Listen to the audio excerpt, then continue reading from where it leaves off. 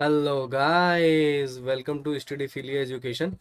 सो दोस्तों, जैसे कि हम फ्रांस के इम्पोर्टेंट क्वेश्चन की सीरीज कर रहे हैं, तो आज इसी सीरीज में हम पार्ट 3 को देखेंगे और आगे के क्वेश्चन जो इम्पोर्टेंट क्वेश्चन हैं उनको हम समझेंगे। आई होप दोस्तों आप सभी की तैयारी जो प्रिपरेशन है काफ़ी अच्छे से चल रही होगी, है ना दोस्तों। और हाँ दोस्तों, अगर आपको ये वीडियोस पसंद आ रहे हैं, do not forget to like. और जो भी बच्चे इस चैनल पे पहली बार हैं वो सब्सक्राइब भी कर सकते हैं, है ना दोस्तों। तो आगे हम देखते हैं क्या है आज के इस वीडियो में। सो पहला हाँ क्वेश्चन ले रहा हूँ मैं दोस्तों, हालांकि इसका जवाब मैं राइट नाउ अभी तुरंत नहीं दूंगा। इसका जवाब, इस क्वेश्चन का जवाब मैं वीडियो के एंड में दूंगा, है ना। और ये काफ़ी इंपॉर्टेंट क्वेश्चन है दोस्तों, आपको मैं बता दूं, ये मार्क कर सकते हो। इसीलिए आप देख रहे होगे आज मैं कुछ टैग यूज कर रहा हूँ स्टैम्प टाइप का। इम्पॉर्टेंट एंड वेरी इंपॉर्टेंट दो स्टैम्प आएंगे क्वेश्चन पे, तो ये आपको इस तरीके से अंडरस्टैंड करेगा, आपको हेल्प करेगा समझने में क्वेश्चन के इम्पोर्टेंस को, है ना।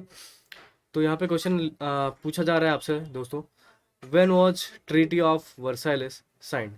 ये काफ़ी इंपॉर्टेंट क्वेश्चन है दोस्तों, और यहाँ पे 4 ऑप्शन दिए गए हैं आपको। आप वीडियो को पॉज करके एक बार आप सभी लोग अटेम्प्ट कर लीजिए, है ना। और इसका आंसर मैं आपको वीडियो के अंत में दूंगा। आई होप आप सभी ने अटेम्प्ट कर लिया होगा इस क्वेश्चन को। चलिए आगे देखते हैं। अब यहाँ पे एक क्वेश्चन आपसे पूछा जा रहा है, who wrote the declaration of the right of women in 1791 during French French revolution. यहाँ पे फ्रांस लिख दिया मैंने, फ्रेंच रेवोल्यूशन होना चाहिए था, है ना। तो ये भी एक इम्पोर्टेंट क्वेश्चन है, इस टाइप का क्वेश्चन आपसे पूछा जा सकता है। तो अगर आपको स्ट्रेट फॉरवर्ड आंसर चाहिए तो स्क्रीन पे है ओलंपे द गॉज, है ना। तो इनको इनके नेम से आप रिलेट कर सकते हो। ये एक फ्रेंच प्ले राइटर हैं और पॉलिटिकल एक्टिविस्ट हैं, है ना। इन्होंने ही लिखा था वुमेन्स के राइट के लिए, the declaration of the right of women and abolitionism reached a large audience in various countries, है ना। जिस तरीके से इन्होंने लिखा था, काफ़ी कंट्रीज को और इनको रीच मिली थी काफ़ी कंट्रीज़ में, काफ़ी लार्ज नंबर ऑफ ऑडियंसेस थे इनके, है ना, वेरियस कंट्रीज़ में। क्योंकि उस वो ऐसा टाइम था दोस्तों फ्रेंच रेवोल्यूशन का, जब आम जनता जो थी फ्रांस की, जो लोअर स्ट्रेटा थी, है ना, वहाँ पे इवन मेन को भी राइट नहीं था पहले, इक्वल राइट नहीं था वोटिंग का। और वुमेन की तो बात ही क्या करना है दोस्तों, वहाँ पे जब मेन को तो दिया गया था। अगर आपने फ्रेंच रिवॉल्यूशन पढ़ा हो जो मैंने बताया आपको, उसमें मेन को तो एक बार के लिए मिल भी गया था, बट फिर भी वुमेन को राइट नहीं मिला था वोटिंग का, है ना। तो वहाँ पे अनइक्वालिटी थी। हालांकि ये लिखा जा रहा था declaration of the right of women, but इस टाइप की कोई चीज़ ऐसे हुई नहीं थी दोस्तों। तो आगे ये इम्पोर्टेंट है, आपसे ये नेम ऐसे इस तरीके से क्वेश्चन पूछ लेंगे तो इसका आंसर आपको पता होना चाहिए कि ये किसने लिखा था। तो आगे बढ़ते हैं दोस्तों, क्योंकि फ्रेंच रिवॉल्यूशन काफ़ी इंपॉर्टेंट है तो ये चीज़ें देखना जरूरी भी है। चलिए मैं अगला क्वेश्चन ले रहा हूँ दोस्तों। हालांकि ये मैंने काफ़ी अच्छे से आपको ज्योग्राफी के वीडियो में पढ़ाया हुआ है फ्रांस के, तो आप भी एक बारी अटेम्प्ट करने की कोशिश कीजिएगा, है ना। The Alps form natural border between, है ना। यहाँ पे आपसे पूछा जा रहा है कि जो एल्प्स माउंटेन रेंज है ना, वो किस कंट्री के बीच में नेचुरल बाउंड्री फॉर्म करते हैं। जैसे यहाँ पे 2 कंट्रीज के नाम दिए गए हैं, 4 ऑप्शंस हैं, और ये काफ़ी इम्पोर्टेंट है, वेरी इंपॉर्टेंट, आप समझ सकते हो, है ना। इस टाइप के क्वेश्चन बिल्कुल पूछे जा सकते हैं आपके किसी भी एग्जामिनेशन में, चाहे वो जेएनयू का हो या दून का ले लो या इफ्लू का ले लो, है ना, या बीएचयू का, उसमें भी पूछा जा सकता है जब आप लैंग्वेज के लिए देने जा रहे हैं, है ना। तो अब इस तरीके से आप समझ सकते हो। और कुछ बच्चे, हाँ मैं बता दूं, कुछ बच्चे बोल रहे थे कि सर आप कॉमन एंट्रेंस टेस्ट के बारे में भी बताएं। बच्चे मैं बिल्कुल बताऊंगा, बट अभी मेरा फोकस उन चीज़ों पे नहीं है जो अभी अपकमिंग है और जिस पे कोई सियोरिटी नहीं है। हाँ, हालांकि हो सकता है, तो उसको जैसे कुछ आएगा तब मैं बताऊंगा। बट हाँ, इतना आप समझ लीजिए जो हम पढ़ रहे हैं काफ़ी रिलेवेंट है। जीके का पोर्शन, वो चाहे वो कॉमन एंट्रेंस हो या नॉर्मल हो, सब में पूछा जा सकता है। जीके का रहेगा, ऐसे ही क्वेश्चन आएंगे आपको, है ना। बस पोर्शन जो कॉमन हो सकता है वो एप्टीट्यूड या इंग्लिश कॉमन हो सकती है, बट जीके जो है, जो जीके का जो सिलेबस है यही रहने वाला है। तो कॉमन में ऐसा कुछ नहीं है, तो इसके लिए भी आप प्रिपेयर कर सकते हैं। बाकी अगर कुछ चीज़ें आती हैं, जब भी कोई जो ट्रस्टेड अथॉरिटी है ना, वहाँ से कोई अनाउंसमेंट आती है तभी मैं आपको बताऊंगा। अनलेस मैं अपनी कोई प्रिडिक्शन खुद से नहीं देने वाला, क्योंकि मैं खुद नहीं कराने वाले ये सारी चीज़ें। जो मेरा काम है मैं बाखूबी से आपको करा रहा हूँ, आपकी प्रिपरेशन कराना। उसके लिए आप बस रेडी रहिए और करते रहिए, आपको सफलता कहीं ना कहीं ज़रूर मिलेगी दोस्तों, है ना। तो ये तो श्योरिटी है मेरी तरफ से कि आपको प्रिपरेशन चाहिए, और जीके आपको इस तरीके से करा देना है कि आपके क्वेश्चन आपको रटना ना पड़े, आपको समझ में आए सारी चीज़ें, कैसा भी क्वेश्चन कैसे भी पूछे आप आंसर दे पाओ। तो चलिए, मैं डाइवर्ट ना करके यहाँ पे आता हूँ, इस क्वेश्चन पे फोकस करते हैं। जो पहला ऑप्शन है आपको दिया जा रहा है फ्रांस एंड स्विट्जरलैंड, और ये भी मैंने बताया था फ्रांस एंड स्विट्जरलैंड के बीच में कौन सी नेचुरल बाउंड्री है। France and Germany, France and Spain, France and Italy. So मैं इसका आंसर यहाँ पे ऐसे नहीं दूंगा, मैं थोड़े अलग तरीके से। मैंने आपके लिए, आप सभी के लिए एक मैप लगाया है, ये मैप मैंने पहले भी दिखाया हुआ है, बट अगेन हम देखते हैं, तो इसका आंसर आप खुद ही दे पाओगे, है ना, मुझे बताने की जरूरत नहीं होगी। तो ये मैप आप देख रहे हो दोस्तों, आप सभी के लिए मैंने लगाया हुआ है। आप ये देखिए, ये है जर्मनी। अब ध्यान से देखिए, पहले ये फ्रांस का मैप है ना। ये है मेडिटेरेनियन सी, है ना, बे ऑफ बिस्के, है ना, इंग्लिश चैनल है यहाँ पे। यहाँ पे है ये है बेल्जियम, ये है लग्जमबर्ग, लिखा नहीं है तो, बट आप देख लीजिए, आपको ये पता होना चाहिए मैप अच्छे से माइंड में, है ना, कहाँ पे कौन सी कंट्री है। और ये है जर्मनी, और ये जर्मनी के बीच में एक बॉर्डर फॉर्म करती है, नेचुरल बॉर्डर। जैसे मैं बोल रहा था ना कि नेचुरल बॉर्डर की बात की जाए तो ये है वोस गैस, ये माउंटेन रेंज है, ये भी जर्मनी में भी आती है। हालांकि यहाँ पे हाईलाइट करके दिखाया नहीं गया है, बट है, मैं आपको बता रहा हूँ दोस्तों, जर्मनी में भी है ये माउंटेन रेंज। तो ये एक तरीके से, अगर ना भी हो तो ये एक तरीके से नेचुरल बाउंड्री फॉर्म करती है जर्मनी और फ्रांस के बीच में। अब आते हैं दोस्तों, पहला एक ऑप्शन तो हमने देख लिया, है ना। तो अभी एल्प्स का तो आया नहीं, हमें दूसरा पता चल गया कौन सी माउंटेन रेंज है, वोस्गेस, जो कि जर्मनी और फ्रांस के बीच में। तो ये ऑप्शन नहीं हो सकता हमारा राइट आंसर। अगला है ज्यूरा माउंटेन रेंज, आप क्लियरली देख सकते हो स्विट्जरलैंड और फ्रांस के बीच में है, तो ये भी ऑप्शन गया, है ना। अब आप, अगला ऑप्शन है हमारे पास माउंटेन रेंज, यहाँ पे आप देख लो रहे होगी, ये है एल्प्स। ये इटली, स्विट्जरलैंड और फ्रांस में भी है। तो मेनली जो ऑप्शन दिया गया है आपको, इटली और फ्रांस का, और देखा जाए इटली और फ्रांस के बीच में ही है जो एल्प्स का रीजन है मेनली, है ना, यहीं पे लाई करता है इटली और फ्रांस के बीच में, ऐसे इस तरीके से, स्विट्जरलैंड में भी इस तरीके से। तो जो नेचुरल बाउंड्री फॉर्म कर रही है यहाँ पे, वो है इटली और फ्रांस के बीच में, ये आपका राइट आंसर होगा दोस्तों। और एक ऑप्शन और था, फ्रांस और स्पेन के बीच में जो नेचुरल बाउंड्री फॉर्म करती है, उस माउंटेन रेंज का नाम है पायरनीज माउंटेन। जब हम स्पेन में पढ़ेंगे तब भी हम इसको देखने वाले हैं। तो ये आप गांठ बांध लो, ये जितने मैंने माउंटेन रेंज बताए हैं और नेचुरल बाउंड्री, इनमें से किसी से भी क्वेश्चन पूछा जा सकता है, अगर पूछा गया तो जियोग्राफी से। तो ये आपके लिए काफ़ी इम्पोर्टेंट है ना दोस्तों। तो ये रही बात इसकी, और आगे बढ़ते हैं। अब एक बार दोबारा आप देख लीजिए, फ्रांस और इटली के बीच में मैंने बता ही दिया एल्प्स है, फ्रांस एंड स्पेन के बीच में है पायरनीज माउंटेन, फ्रांस एंड जर्मनी के में वोस्गेस माउंटेन, आपने देखा होगा, ये देखा होगा, है ना, वोस्गेस माउंटेन रेंज है। और फ्रांस एंड स्विट्जरलैंड के बीच में ज्यूरा माउंटेन रेंज है। काफ़ी इंपॉर्टेंट था, इसलिए मैंने सोचा आपको इस तरीके से समझाया जाए। तो आई होप ये क्लियर हो गया होगा और आप भूलोगे नहीं, है ना। अगर आप चाहो इसका स्क्रीनशॉट रखना चाहो तो आप लेके रख सकते हो अपने पास मैप का। आगे बढ़ते हैं दोस्तों। अगला क्वेश्चन आपसे पूछा जा रहा है, ये भी काफ़ी इम्पोर्टेंट है, वेरी इम्पोर्टेंट क्वेश्चन है।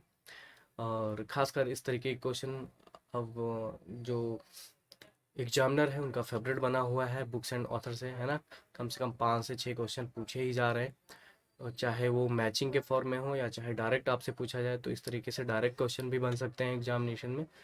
तो ये जो क्वेश्चन पूछा जा रहा है, who wrote the spirit of laws, और ये काफ़ी इम्पोर्टेंट बुक है दोस्तों। और जब फ्रेंच रिवॉल्यूशन की बात करें तो वहाँ पे भी ये काफ़ी इम्पोर्टेंट रोल प्ले करते हैं, क्योंकि वहाँ पे लोग इनलाइटेंड हुए थे। तो इस बुक और इस ऑथर के आइडियाज़, ये जो थिंकर्स हैं, काफ़ी मेजर रोल प्ले करते हैं फ्रेंच रिवॉल्यूशन में, है ना। वहाँ की जो जनता है, वहाँ के जो लोग हैं, जो एक मिडिल क्लास फैमिली थी, उभर रही थी, एजुकेट हो रही थी, तो काफ़ी इम्पोर्टेंट है। इसलिए हम इसको पढ़ रहे हैं, और इसलिए इम्पोर्टेंट है, और ये पूछा भी जाता है हर किसी एग्जामिनेशन में। तो पहला ऑप्शन है वोल्टेयर,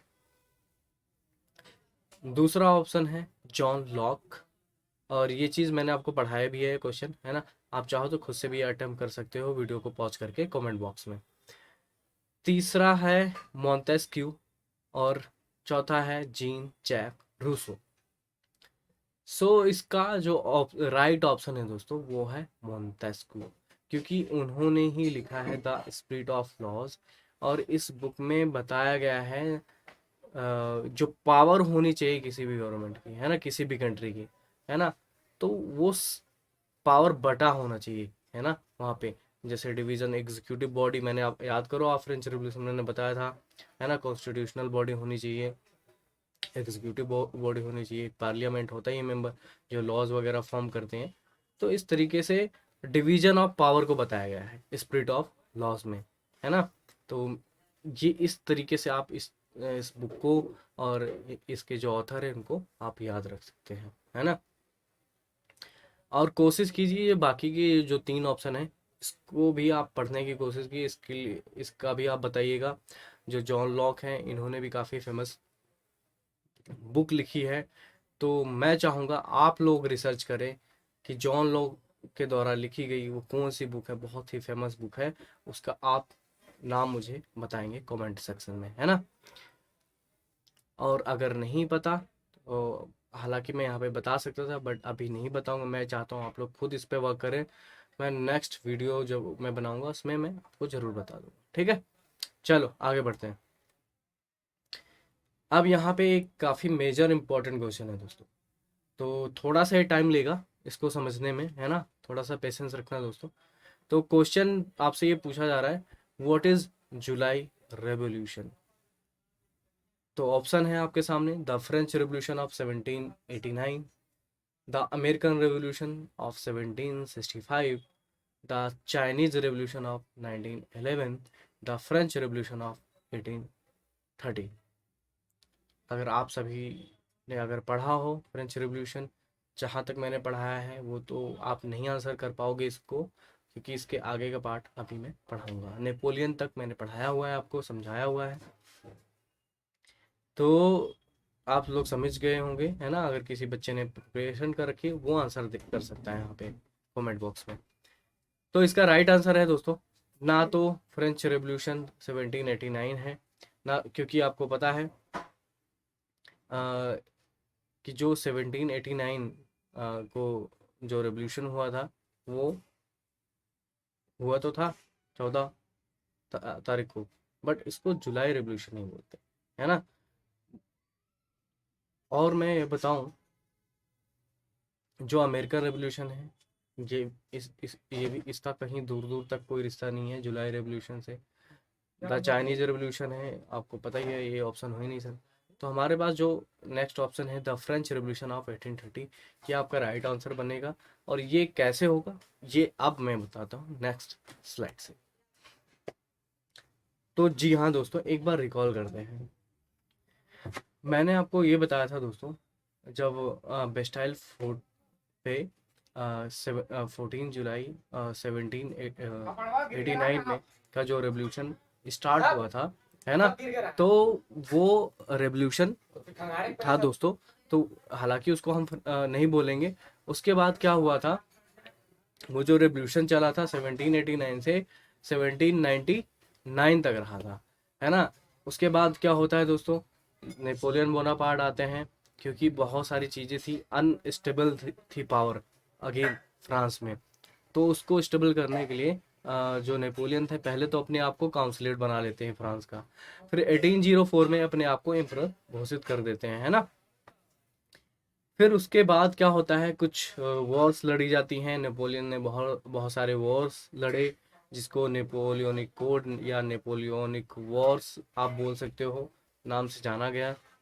अब 1814 में होता क्या है दोस्तों, अ, ये जो नेपोलियन बोनापार्ट है, इनको एग्जाइल कर दिया जाता है ना।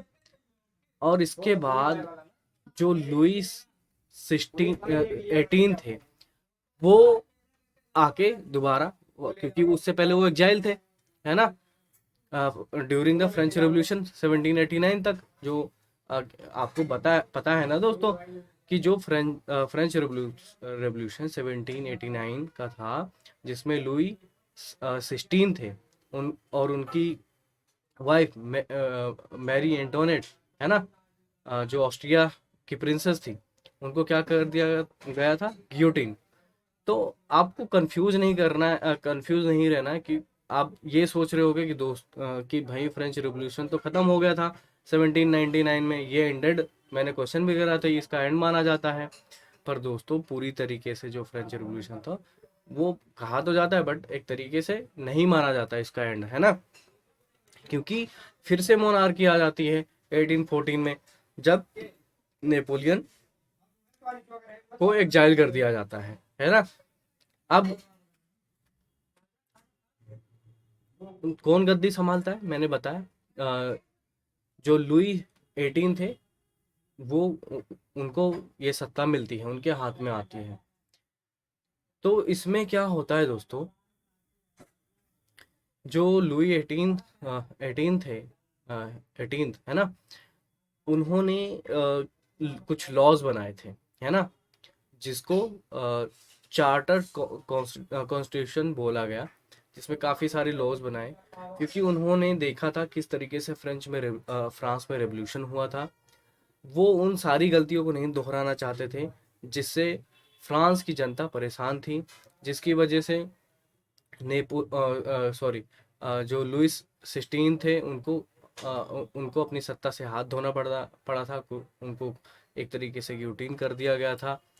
तो वो सारी गलतियां नहीं दोहराना चाहते थे, उन्होंने कुछ नियम कानून बनाए, जब उनको ये सत्ता मिलती है, फ्रांस के अगेन मोनार्क, अपने आप को मोनार्क बनाते हैं।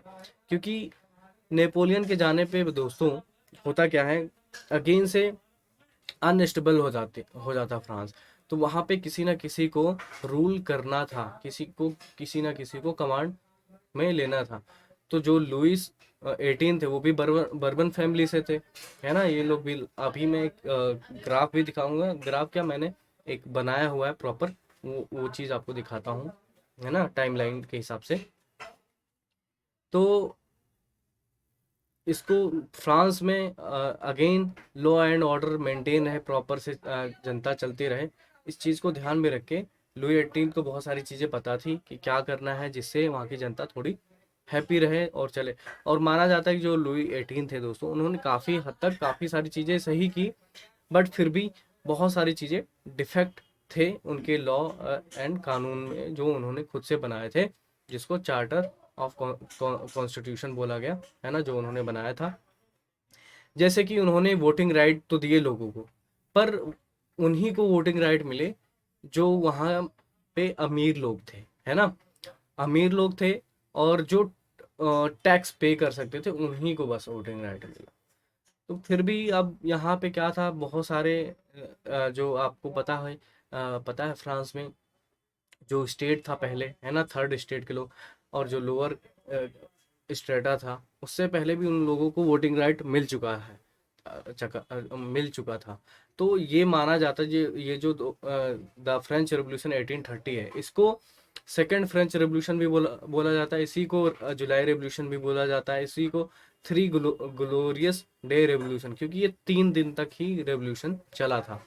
अब ऐसा नहीं है कि 1814 से, हाँ, लेकिन जो इसकी शुरुआत हो जाती है धीरे धीरे, क्योंकि जो लॉ एंड ऑर्डर बनते हैं यहीं से स्टार्ट होते हैं लोगों। तो फ्रेंच रेवोल्यूशन एक दिन में नहीं होता है ना, जैसे मैंने आपको बताया था, कंडीशन ओवरऑल सब कुछ मायने रखती है वहाँ की जनता की, कि उनको क्या परेशानियां हैं क्या नहीं है, खाने की बेसिक नीड्स उनकी पूरी हो रही हैं नहीं है। तो अ, जब वहाँ पे कोई सत्ता नहीं संभाल रहा था, जो जब लुई 18 आए थे, उन्होंने लॉ एंड ऑर्डर भी बनाए, उसमें भी टाइम लगा होगा, है ना। क्योंकि अगेन मैं एक चीज़ और इवेंट मैं आपको बता देता हूँ। 1814 से लेके 1815 तक इनका टाइम रहा, जो लुइस 18 थे वो किंग बनते हैं, है ना। अब सिर्फ एक बार के लिए, क्योंकि आपको ये भी बताओ, अगेन नेपोलियन बोनापार्ट थे, जब वो एग्जाइल किए गए थे, वो वापस आ जाते हैं यहाँ पे फ्रांस में, है ना। फिर से वो अपने हाथ में वो सत्ता लेते हैं, जिसमें वो वाटरलू की लड़ाई में जाते हैं, ब्रिटेन के खिलाफ लड़ते हैं। वाटरलू, है ना, बेल्जियम में जो लड़ाई होती है वाटरलू की लड़ाई 1815 में, वो हार जाते हैं दोस्तों। अगेन फिर जो ब्रिटेन की आर्मी होती है, ब्रिटेन है ना, उनको एग्जाइल कर देती है सेंट हेलिना नामक पे, जहाँ पे उनकी 1821 में मृत्यु हो जाती है। तो ये जो टाइम था, इसी पीरियड के लिए फिर से एग्जाइल हो जाते हैं लुई 18। तो कंफ्यूज मत हो, पहले इनको सत्ता मिलती है 1814 में, लुई 18 को सिर्फ अभी मैं दिखाता हूँ कितने दिन के लिए, यहाँ पे 100 डेज के लिए, है ना। यहाँ पे है 1814, क्योंकि ये 100 डेज के लिए अगेन एग्जाइल हो जाते हैं, जब नेपोलियन बोनापार्ट हार जाते, फिर 1815 में आते हैं, फिर इनका जो टाइम चलता है 1824 तक रहते हैं, जब तक इनकी मृत्यु नहीं हो जाती। तो उसमें काफ़ी सारी चीज़ें सही करते हैं, बट कुछ लॉज होते हैं जिससे फ्रांस की जनता नाखुश होती है, उनको पसंद नहीं होती चीज़ें, जिससे फ्रेंच रेवोल्यूशन का कारण बनता है। दूसरा, यहीं पे नहीं ख़त्म होता, जब 68 की एज में द लुइस 18 की मृत्यु हो जाती है। अगेन फिर वहाँ पे क्वेश्चन होता है कि अब कौन सत्ता संभालेगा, संभालेगा फ्रांस का, क्योंकि वहाँ पे अभी एक बार तो फ्रेंच रिपब्लिक बना था, वोटिंग करके चुने जा रहे थे, बट अगेन से मोनार्की आ गई थी आफ्टर नेपोलियन बोनापार्ट। अब होता क्या है दोस्तों, अब पहली बात तो जो 68 की एज में जब मृत्यु होती है लुइस 18 की, तो वो उनके कोई संतान नहीं होती दोस्तों, उनके कोई मतलब ये समझ लो, ना तो बेटा होता ना तो बेटी, मतलब जो इस इनके राज को आगे बढ़ाए। तो इनका जो भाई होता है चार्ल्स 10th बोल सकते हो, right, the king Charles 10th, इनको ये गद्दी को संभालना पड़ता है, और यही संभालते हैं, क्योंकि कुछ चीजें थी जो कर रहे थे, बट फिर भी यहाँ पे जो फ्रांस की जनता थी, वो इनसे भी खुश नहीं थी। क्योंकि यहाँ पे क्या हुआ था, अब एक बार तो ये टाइम लाइन देख लो, पहले मैं ये चीज़ समझा दूँ। हाउस ऑफ बर्बन, जो बर्बन फैमिली थी, जो बर्बन डायनेस्टी थी, ये देख लो। जो पहले किंग थे लुइस हेनरी, आपने पढ़ा होगा ना, हेनरी द फोर्थ, वहाँ से स्टार्ट होता है ना। तो फिर जो मेनली जो अच्छे मोनार्क रहे हैं, अच्छे रूलर आए, है ना, जो फेमस प्रोमिनेंट रूलर थे, जिनमें से लुई 14 थे, फिर लुई 13 आते हैं, है ना। ये है 14, जिनका टाइम था। अगेन फिर लुई 15 आते हैं, देन लुई 16 रहते हैं 4 से 1792 में, जब इनको 1792 में गियोटिन कर दिया गया। इसके बाद क्या होता है, नेपोलियन बोनापार्ट आते हैं, मैंने आपको बताया था, और 1814 में।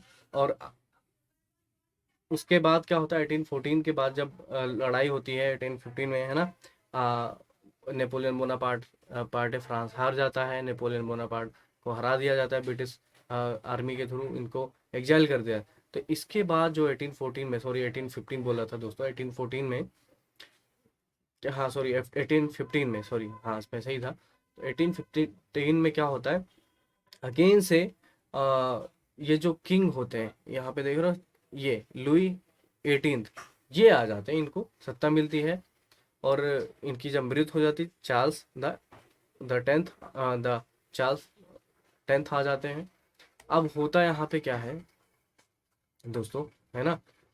ये जो कॉन्स्टिट्यूशनल चार्टर बना था और चैम्बर ऑफ डिप्टीज बनाई जाती है। ये चैम्बर ऑफ डिप्टीज क्या होती है दोस्तों, मैं आपको बता, एक तरीके का पार्लियामेंट था जो कि इस चार्टर एक्ट के थ्रू बनाया गया था 1814 के अंतर्गत। तो इसमें जो मेंबर होते थे वो इलेक्ट किए जाते थे, और मेनली जो मेंबर थे वो काफ़ी ज़्यादा जो चार्ल्स द एक्स 10 थे, मैं एक्स बोलूँ तो आप 10 समझ लेना, है ना। जो चार्ल्स द 10 थे, और उनका क्या था रूल कि वो जो इनके अपने रूल होते थे, है ना, आप समझ लो मोनार्की के रूल, अपने रूल को थोपते थे। क्योंकि इन्होंने क्या किया था 1830 से 1833 के बीच में कम से कम 3 बार तो चैम्बर ऑफ डिप्टीज को भंग कर दिया है, जो कि इलेक्ट करके आते थे लोग।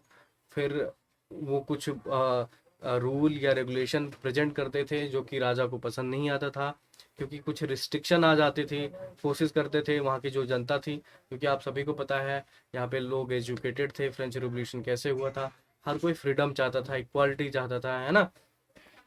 तो एक जो टाइम एक जो फर्टेनिटी, है ना, इक्वालिटी और जो लिबर्टी थी, 1791 में जो वहाँ का जब कॉन्स्टिट्यूशन लिखा जा रहा था, उसमें फॉर्म किया गया था, तो वहाँ पे इम्प्लीमेंट प्रॉपर हुआ नहीं था। क्योंकि ये जो फ्रेंच रेवोल्यूशन था, ये ये जो जुलाई रेवोल्यूशन है, ये चीज़ यहाँ से कंप्लीट होती है दोस्तों। बहुत सारी चीज़ें हैं जो करना बाकी रह गया था, फ्रेंच रेवोल्यूशन में जो चीज़ें नहीं हुई थी वो चीज़ें यहाँ पे होती थी।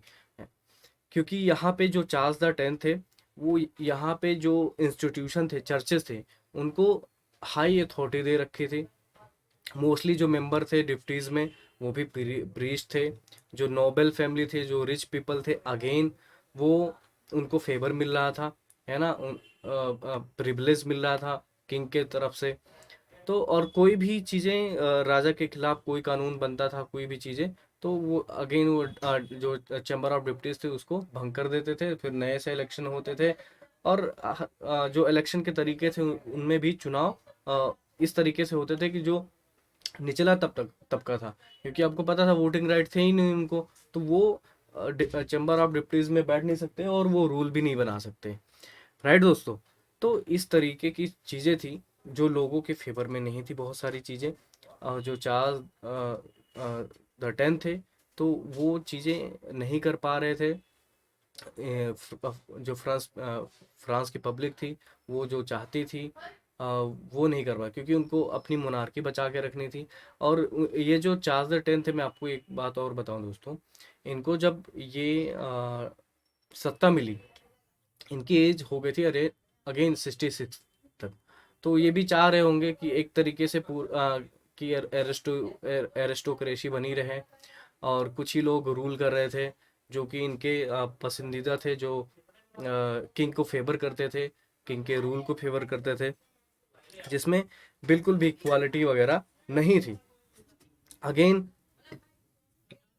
टैक्सेस वगैरह तो पे करने ही पड़ते थे सभी लोगों को, लेकिन जो मोस्टली टैक्स पेयर थे उन्हीं को वोटिंग राइट थे। तो ये कहा जा सकता है जो लिबर्टी, इक्वालिटी, जो फ्रेटर्निटी थी, उसको अचीव किया गया ये जब रेवोल्यूशन हुआ। तो बेसिकली ये 3 दिन ग्लोरियस रेवोल्यूशन चला, जिसमें क्या होता है, ये जो मोनार्क थे, आप किंग बोलो मोनार्क बोलो इनको, एक तरीके से चार्ल्स द 10th को हटा दिया जाता था, क्योंकि बिल्कुल मंजूर नहीं था, पसंद नहीं था। इनको बहुत सारी खामियां थी। ये जो कॉन्स्टिट्यूशनल चार्टर बना था 1814 का, और है ना, तो इस तरीके से इनको हटा दिया जाता था। और अगेन रेवोल्यूशन कौन सा हो जाता है, 1838 में जुलाई रेवोल्यूशन होता है, जुलाई में 3 दिन का। कब से कब तक, जुलाई 26 से 29 तक ये रेवोल्यूशन होता है, 3 दिन का। इसीलिए इसको ग्लोरियस रेवोल्यूशन बोलते हैं, जिसमें ये जो बर्बन मोनार्क होते हैं, the king Charles the 10th, इनको अपनी सत्ता से हाथ धोना पड़ता है। राइट। तो अब यहाँ से पूरी तरीके से जो चीज़ें होती हैं, एक तरीके से जो होना चाहिए था फ्रेंच रेवोल्यूशन के बाद में, है ना, कि जो लोगों को इक्वली राइट मिले, वोटिंग राइट हो, इसी की बात सारी चीज़ें हुई थी दोस्तों। तो ये चीज़ रहा दोस्तों, मैंने आपको समझा दिया फ्रेंच रिवॉल्यूशन ऑफ 1830। तो इसमें आपको क्या याद रखना है, एक तो इस फ्रेंच रिवॉल्यूशन का नाम, और ये कब हुआ था 1838 में, और इतनी भी डेट नहीं याद रखनी 26 टू 29 जुलाई, बट इतना याद करोगे कहानी तो वो याद हो ही जाएगी। इसको और किस नाम से जानते हैं, the three glorious days revolution, और जुलाई रेवोल्यूशन, और सेकेंड फ्रेंच रेवोल्यूशन के नाम से कुछ भी पूछा जाए तो ये चीज़ आपको याद रखना है। और किससे रिलेट करता है, the king Charles the 10th। तो ये रही बात इस रेवोल्यूशन की दोस्तों, है ना। तो अब आ जाते हैं दोस्तों, जो मैंने आपसे सबसे पहले क्वेश्चन पूछा था उसका आंसर मैं आपको देता हूं। तो ये जो ट्रीटी ऑफ वर्साइलेस है, आपको पता हो दोस्तों, जो वर्ल्ड वॉर 1 लड़ा गया था, है ना, एक्सिस पावर और एलाइड पावर के बीच में। तो इसमें क्या होता है दोस्तों, एक्सिस पावर की हो जाती है हार, और सारी जिम्मेदारी किसको थोप दी जाती है, किसकी वजह से, आ जाती है जर्मनी, है ना। तो जर्मनी को एक ट्रीटी साइन करनी पड़ती है, वो किस जगह पे, वर्साइलेस जो पैलेस होता है, ट्रीटी ऑफ वर्साइलेस में, है ना, उसी के नाम पे ट्रीटी ऑफ वर्साइलेस पड़ा। तो ये चीज़ मैंने आपको मैंने जर्मनी पढ़ाया था, जर्मनी की वीडियोस में, इसमें मैंने बता रखा है ट्रीटी ऑफ वर्साइलेस में था क्या। इसमें मेनली ये था, जो जर्मनी था इसको ह्यूज रिप्रेशन पे करना पड़ा था एलाइड पावर को, काफ़ी ज़्यादा पैसे और काफ़ी टाइम से, जिसकी वजह से तो जो जर्मन मार्क था काफ़ी कमज़ोर हो गया था। 1829 का आपको याद होगा, न्यूयॉर्क यूएसए का खुद का एक ग्रेट डिप्रेशन आया था, मेनली वो भी वजह थी, बहुत सारी चीज़ें थी, जॉब्स वगैरह नहीं थी। और जो ट्रीटी ऑफ वर्साइलेस में इसमें कुछ चीज़ें थी, जो जर्मनी की मिलिट्री थी उसको डीमिलिटराइज कर दिया गया था, कुछ जगह थी जो जर्मनी से ले लिया गया था, और जो कि ग्रेट ह्यूमिलेशन था जर्मनी के लिए। तो कुछ कॉजेज बनते हैं जो कि आगे चल के वर्ल्ड वॉर 2 होता है। अब आते हैं मुद्दे पे ट्रीटी ऑफ वर्साइलेस। ये तो वो चीज़ें मैंने बताई जो ट्रीटी ऑफ वर्साइलेस में थी, मेन मेन चीज़ें। अब इसको साइन कब किया गया था, जैसे मैंने बताया 1914 से 1918 तक चला था आपका वर्ल्ड वॉर 1। उसी के बाद 20 मार्च, है ना, 1919 को ये ट्रीटी को साइन किया गया था वर्साइल। तो ये आपका राइट ऑप्शन सी बनता है दोस्तों, है ना। तो कुछ ऐसे क्लोज ऑप्शन दे दिए जाएंगे तो जिसमें आप कंफ्यूज होके कुछ गलत ना मार्क कर दो। 1920 हो ही नहीं सकता दोस्तों, जून तो बिल्कुल नहीं हो सकता, है ना, सॉरी मैंने मार्च बोल दिया, तो ये जून होगा, मार्च में नहीं हो सकता है। तो ये 20 जून 1990 ये राइट ऑप्शन है, माफ करना दोस्तों। तो ये है आपका ऑप्शन नंबर डी, आपका सही होगा, है ना। तो इसको आप मार्क कर सकते हो। तो आज के इस वीडियो में दोस्तों बस इतना ही। तो आई होप ये काफ़ी हेल्पफुल जानकारी आपको मिली होगी, काफ़ी हेल्पफुल इंफॉर्मेशन, कुछ इंपॉर्टेंट क्वेश्चन भी हमने किए। और अगर अभी भी आपके कुछ डाउट रह जाते हैं, मैंने पूरी कोशिश की है आपके सारे डाउट क्लियर रहें, और टाइम टू टाइम आपकी टाइमलाइन आपको रटना ना पड़े। मैंने बताया फ्रेंच रिवॉल्यूशन से लेके नेपोलियन बोनापार्ट का टाइम, अगेन फिर द लुई द 18th का, then the king Charles 10th, और देन जुलाई रेवोल्यूशन। ये मैंने अभी इस वीडियो में प्रॉपर कवर कर दिया, और इसके अलावा भी कुछ इंपॉर्टेंट क्वेश्चन भी। दोस्तों आज की इस वीडियो में बस इतना ही। अगर आपको पसंद आया हो तो इस वीडियो को ज़रूर लाइक करें, और अपने फ्रेंड मित्रों, अपने भाई बहनों के साथ ज़रूर शेयर करें जो भी एग्जामिनेशन की प्रिपरेशन कर रहे हैं। तो मैं आप सभी से विदा लेता हूँ। आज की वीडियो में बस इतना ही। मैं Puneet Tiwari, signing off. Thank you for watching. Thank you.